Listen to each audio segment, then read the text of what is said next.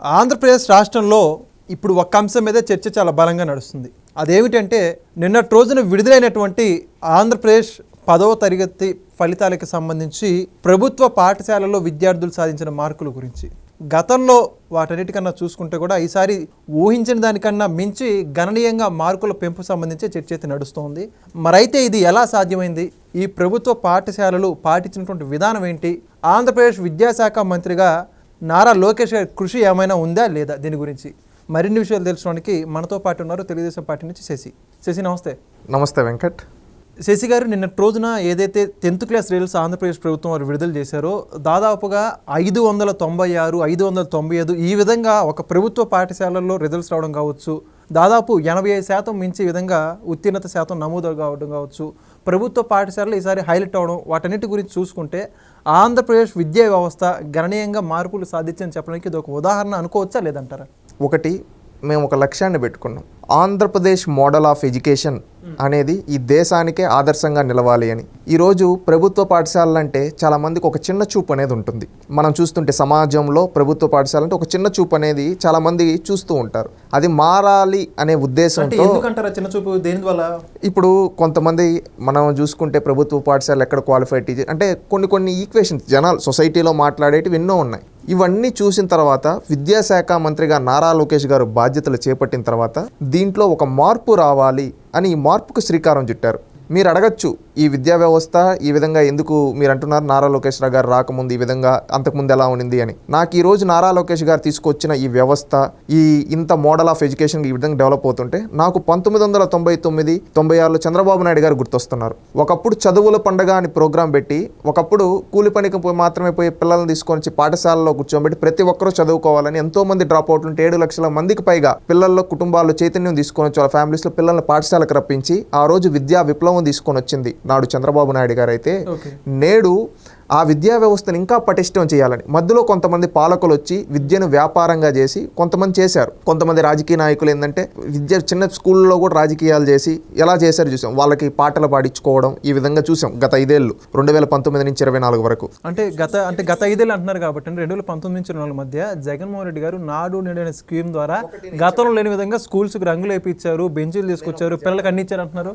అదేంటంటే వాళ్ళ కాంట్రాక్టర్ల కోసం చేసుకున్నది తప్పితే, నేను కాంట్రాక్టర్లను ఎందుకు మెన్షన్ చేస్తున్నానంటే ఇది కాంట్రాక్ట్ పనుల కోసం, వాళ్ళ స్వార్థం కోసం. నిజంగా విద్యా వ్యవస్థను పటిష్టం చేయాలంటే నువ్వేం చేయాలి? క్వాలిఫైడ్ టీచర్స్ని పెట్టాలి. 16,000 పోస్టులు ఖాళీగా ఉంటే ఒక్కని భర్తీ చేయాలి 5 ఏళ్లలో. నువ్వు విద్యా వ్యవస్థని ప్రక్షాళన చేశా అంటే ఎవరు నమ్ముతారు? ఇప్పుడు నేను ఒక పాఠశాలకు వెళ్తున్నానంటే అక్కడ నాకు మంచి చదువు చెప్పే ఉపాధ్యాయుడు అవసరం. ఆ ఉపాధ్యాయుడే లేకుండా నేను అద్భుతాలు చేశానంటే జనాలు ఎలా నమ్ముతారు? ఈరోజు విద్యా వ్యవస్థలో 16,000 పోస్టులు భర్తీ చేసి ఒక క్వాలిఫైడ్ టీచర్స్ని అక్కడ పెట్టడంతో ఏంటంటే పిల్లలకు ట్రైనింగ్ ఇవ్వడానికి ఒక క్వాలిఫైడ్ టీచర్స్, ఇది ఒక ప్రాపర్ సిస్టమ్ మేనేజ్ చేశారు. ఇవి చేయడం వల్ల ఏంటంటే పాఠాలు చెప్పే ఉపాధ్యాయులు ఉన్నారు పాఠశాలల్లో, అందువల్ల అది మేజర్ అడ్వాంటేజ్.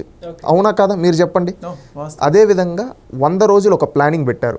ఇప్పుడు ప్రైవేట్ పాఠశాలలు ఎలాగైతే స్లిప్ టెస్ట్స్, ఇవి సెమీఫైనల్, ఫైనల్ అని ఏ విధంగా అయితే టెస్టులు పెడతారో 100 రోజులు ప్లానింగ్ పెట్టుకొని చిన్నగా, ఎందుకంటే ఒకే రోజులో మనం సిలబస్ మొత్తం కవర్ చేసి చదివేలేం కదా, దాన్ని ఒక ప్రాపర్గా టెస్టులు పెట్టి వాళ్ళల్లో ఒక పోటీతత్వాన్ని పెంచి తీసుకొని వాళ్ళని ఒక షైనింగ్ స్టార్స్ లా చేశారు. ఈ రోజు వాళ్ళు రైజింగ్ స్టార్స్ లా అయ్యారు. అవునా కాదు? ఈ విధంగా ఒక పాస్ పర్సంటేజ్ అనేది పెంచగలిగాం. ఇవే కాకుండా ఈరోజు ఒక పేపర్ యాడ్, ఇప్పుడు వరకు మనం చూసుకుంటే ఆంధ్రప్రదేశ్ రాష్ట్ర చరిత్రలో ఎప్పుడు కానీ ప్రభుత్వ పాఠశాలల్లో యాడ్లు ఇచ్చిన దాఖలాలు, కానీ ఫస్ట్ టైం ఈరోజు ప్రభుత్వ పాఠశాలలో చదివే మా పిల్లలు 596, 97 ఈ టైప్ ఆఫ్ మార్కులు సాధించారు అని చెప్పి గర్వంగా ఇచ్చాం. యాడ్లు ఇస్తూ ఉన్నాం. ఎందుకంటే మా లక్ష్యం ఒకటే, నో అడ్మిషన్స్ బోర్డు పెట్టాలి అనేది లోకేష్ గారు ఏదైతే చెప్పారో అది లాస్ట్ ఇయర్ కూడా ఫుల్ఫిల్ చేసాం. ఈ ఇయర్ ఇంకా దాన్ని ఫుల్ఫిల్ చేస్తూ ఈసారి ఖచ్చితంగా నాకు నమ్మకం ఉంది 50% పాఠశాలల్లో నో అడ్మిషన్ బోర్డ్స్ పెడతామని సంకల్పం ఉంది. ఎందుకంటే ఈరోజు విద్యా వ్యవస్థలు తీసుకొచ్చి డొక్కా సీతమ్మ మధ్యాహ్న భోజన పథకం ద్వారా ఒక క్వాలిటీ ఫుడ్ అనేది పెడుతూ ఉన్నాం. సర్వేపల్లి రాధాకృష్ణ విద్యా మిత్ర ద్వారా వాళ్ళకి కావాల్సినటువంటి అందిస్తూ ఉన్నాం. మెగా పేరెంట్ ప్రైవేట్ పాఠశాలలోనే కాదు ప్రభుత్వ పాఠశాలలో కూడా మెగా పీటీఎం ఉండాలని ఇయర్లకి 2 నుంచి 3 టైమ్స్ పెట్టి వాళ్ళ పిల్లలు ఏం చదువుతున్నారు, వాళ్ళు దేంట్లో ఉన్నారని చేస్తున్నాం. పిల్లలకి అన్ని రంగాల్లో స్పోర్ట్స్లో కావచ్చు, వాళ్ళకి ప్రాపర్ లైబ్రరీ కావచ్చు, ఇలాంటి సిస్టమ్ అంతా ఇచ్చి వాళ్ళు దేంట్లో ఉన్నారు, వాళ్ళు ఓన్లీ చదువులోనే కాదు క్రీడల్లో కూడా రాణించాలని దాని విధంగా ప్రోత్సహిస్తూ వాళ్ళ ఇంట్రెస్ట్కి తగ్గట్టుగా ప్రోత్సహిస్తూ ఒక ఫ్రెండ్లీ ఎడ్యుకేషన్ సిస్టమ్ అనేది బిల్డ్ చేయడం జరిగింది. ఎందుకంటే తల్లి తండ్రి గురువు అని మనం పురాణాల నుంచి చెప్పుకుంటూ ఉంటాం ఎప్పుడన్నా. అలాగా ఒక తల్లిదండ్రి ఏ విధంగా అయితే అండగా నిలబడతారో అదేవిధంగా గురువు కూడా ఉండాలనే ఒక లక్ష్యంతో ఉపాధ్యాయుల్లో అంతా ఒక సంకల్పాన్ని తీసుకునే విధంగా చేసి వాళ్ళ ద్వారా ఈరోజు చేస్తుంది. ఈరోజు ఇంతటి విజయం వచ్చిందంటే ఉపాధ్యాయుల పాత్ర ఉంది, ప్రభుత్వ ఉపాధ్యాయుల పాత్ర ఉంది. ఎందుకంటే లోకేష్ గారి ఆలోచనల్ని ఇంప్లిమెంట్ చేస్తూ గ్రౌండ్ లెవెల్లో దాన్ని సక్సెస్ చేసింది ప్రభుత్వ ఉపాధ్యాయులు. అందుకే ఈరోజు లోకేష్ గారు ఎప్పుడు అంటారు, నా టీం వర్క్ వల్ల నాకు ఈరోజు ఈ పేరు వస్తూ ఉందని. ఈరోజు ఖచ్చితంగా ప్రభుత్వ పాఠశాలలో ఉండే ఉపాధ్యాయులకి సెల్యూట్ చేస్తున్నాం. ఈరోజు ఇంత పాస్ పర్సెంటేజ్ వచ్చిందంటే లోకేష్ గారి సంకల్పానికి తగ్గట్టుగా వీళ్ళందరూ కష్టపడడంతో ఈరోజు ఆ క్రెడిట్ ఉపాధ్యాయులకి ఇస్తూ ఉన్నాం. ప్రతి ఒక్కరి తల్లిదండ్రులు కూడా ఆలోచించాలి. ఎందుకంటే ప్రభుత్వ పాఠశాలలో ఒకప్పుడు ప్రభుత్వ పాఠశాల మా నాన్న వాళ్ళు చిన్నప్పుడు అంటే ప్రభుత్వ పాఠశాల, ప్రైవేట్ స్కూల్ ఎక్కడ ఒకటి రెండు ఉండేవి. ఈరోజు మళ్ళీ ఆ రోజులు వస్తూ ఉన్నాయి. ఖచ్చితంగా ప్రభుత్వ పాఠశాల నో అడ్మిషన్ బోర్డు చూస్తాం. ఇక్కడ ఇచ్చే కరిక్యులం కూడా గతంలో బండిల్ బుక్స్ ఉండేవి. ఈసారి అలా లేకుండా బుక్స్ని కూడా కరిక్యులం మొత్తాన్ని రీస్ట్రక్చర్ చేసి ఎంతవరకు అవసరమో అంతవరకే పెట్టి ఒక మాడ్యూల్స్ టైప్లో వాళ్ళతో క్వార్టర్లీకి ఎంతవరకు, హాఫర్లీకి ఎంత, యాన్యువల్కి ఆ విధంగా బుక్స్ ఇస్తూ ఆ విధంగా చేస్తూ ఉన్నాం. దీనివల్ల ఏంటంటే ఏదైతే బుక్కులో మోత ఉంటుందో దాన్ని కూడా తగ్గించడం జరిగింది. ఈ విధంగా చేస్తూ ఒక రీఫార్మేటిక్గా వెళ్తూ ఉన్నాం.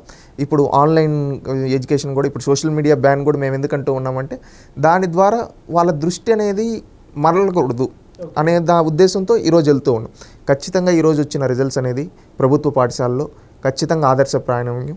ఖచ్చితంగా దీని వెనకాల లోకేష్ గారి కృషి ఉంది. ఆయన అడుగుజాడల్లో ఇంకా రానున్న 3 ఏళ్లలో ఇంకా ఈ దేశానికే ఆదర్శంగా ఆంధ్రప్రదేశ్ మోడల్ ఆఫ్ ఎడ్యుకేషన్ ఉంటుందని నేను భావిస్తున్నా. ఒక ఆంధ్ర పౌరుడిగా గర్వపడుతున్నాను. సో అంటే నిన్నటి ఫలితాల వెనకాల ఎంతటి కృషి దాగుందంటారు, ఎంత ప్రాసెస్ ఉందంటారు వాటన్నిటి రిజల్ట్? ఈరోజు ఒక వ్యక్తి, ఈరోజు నాకు పర్సనల్గా భీమవరం నుంచి ఒక వ్యక్తి పెట్టారు, తెలిసిన వ్యక్తి. వాళ్ళు ఒక ప్రభుత్వ పాఠశాలలో వాళ్ళకి తెలిసిన వాళ్ళ ఇంటి పక్కన చాలా డల్ స్టూడెంట్ అండి. అతను పాస్ అవుతాడో లేడో అని వాళ్ళ తల్లిదండ్రులు బాధపడుతూ ఉండేవారు. కానీ అక్కడ ఆ ప్రభుత్వ పాఠశాల నుండే కొంతమంది టీచర్స్ అతన్ని పెట్టుకొని అతన్ని ఒక ప్రాపర్గా ప్రతిరోజు సిలబస్ ఎలా టెస్టుల రూపంలో ఇలా వాళ్ళకి హెల్ప్ చేస్తూ, అంటే కొట్టడం తిట్టడం కాదు, వాళ్ళకి ఏంటంటే ఒక మెంటల్ సపోర్ట్ అనేది ఇచ్చి చేశారు. ఈరోజు వాళ్ళ తల్లిదండ్రులు ఆ పాఠశాల ఉపాధ్యాయులకు వాళ్ళకి ఫోన్ చేసి కంగ్రాచులేట్ చెప్పి ఆ ఆడియో పెడితే నాకు ఎంతో గర్వం అనిపించింది. ఎందుకంటే ఈరోజు అంతటి విజయం అనేది అంతే ఒక డల్ స్టూడెంట్ని కూడా పాస్ అంటే కొట్టి తిట్టి చదివిపోయడం కాదు. ఏంటంటే ఒక మెంటల్ సపోర్ట్, మనవాడు నువ్వు చదవగలవు నాన్న, చేయగలవు నాన్న, నీకు సత్తా ఉంది నాన్న, నువ్వు పాస్ అవ్వగలవు నాన్న, ఈ విధంగా ఇది ఈజీ నాన్న అని ఒక విధంగా వాళ్ళకి చెప్పి వాళ్ళని మెంటల్గా వాళ్ళకి సపోర్ట్ ఇచ్చారు ఉపాధ్యాయులు. అలా ఎంతోమంది ఉపాధ్యాయుల త్యాగాలు ఉన్నాయి.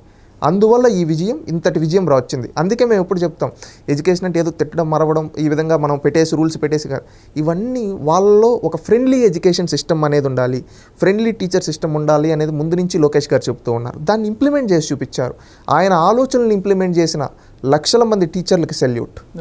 ఎందుకంటే ఇప్పుడు నారా లోకేష్ గారు అంటే రెడ్ బుక్ రాజ్యాంగం, ఒకటి కేసులు, పోలీసులు, అరెస్టులు, ప్రభుత్వాన్ని ఒంటి చేస్తూ నడిపిస్తున్నారు అనే వాళ్ళకి సమాధానం చెప్తారు.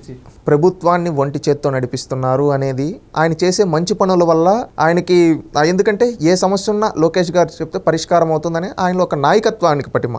ఈరోజు కేసులు ఇవనేది నేను ఖచ్చితంగా దీన్ని ఖండిస్తా. ఈరోజు సమాజంలో తప్పు చేసిన సంఘ విద్రోహ శక్తుల్ని శిక్షిస్తున్నాం. ఇప్పుడు ఒక రౌడీ ఉంటాడు, ఒక 10 మంది అమాయకుల్ని వాడు వేధించుంటాడు, అలాంటి వాడిని వదిలేయమంటారా? అలాంటి వాడిని శిక్షించాలి కదా. అలాంటి వాడిని శిక్షిస్తే ఏంటంటే ఆ పక్కనున్న ఇంకొక రౌడీగాడు రెడ్ బుక్ అని చెప్పి ఈ విధంగా మాట్లాడతాడు. అవునా కాదా? అలాంటప్పుడు ఈరోజు ప్రజలు, విద్యార్థులు మాట్లాడుతున్నారు. ఎంతోమంది తల్లుల ఆనందాలను చూస్తూ ఉన్నాం. ఈరోజు అది గర్వంగా చెప్పండి అంటున్నాం. ఈరోజు లోకేష్ గారి కృషి ఇలాంటి దాంట్లో ఉంది. ఈరోజు అనేక కంపెనీలని మొన్న అందరూ చెప్తూ ఉన్నారు చాలామంది, మనకి ఏదన్నా కావాలంటే మనం గూగుల్ చూస్తాం, కానీ ఆ గూగులే ఆంధ్ర వైపు, వైజాగ్ వైపు చూసే విధంగా చేసిన నాయకుడు నారా లోకేష్. ఒకప్పుడు మైక్రోసాఫ్ట్ హైదరాబాద్ తలరాతను ఎలా మార్చి ఐటీ హబ్గా మార్చిందో, రేపు డేటా సెంటర్ ఏఐ హబ్గా, టెక్నాలజీ హబ్గా ఆంధ్రప్రదేశ్ మారబోతూ ఉంది. దానికి పునాదులు వేసిన వ్యక్తి లోకేష్. రేపు మన భవిష్యత్ తరాలు యువతకి ఉపాధి చూపించడం కావచ్చు, ఒక మంచి సమాజాన్ని విలువలతో కూడిన విద్యని. ఈరోజు చాగంటి గారిని పెట్టి విలువలతో విద్యను ఒక ప్రతి పుస్తకం ఇచ్చాం. ఎందుకంటే ఏదైనా మనం ఒక సామెత కూడా ఉంది, మొక్కై వంగంది మానై వంగతుందా అని.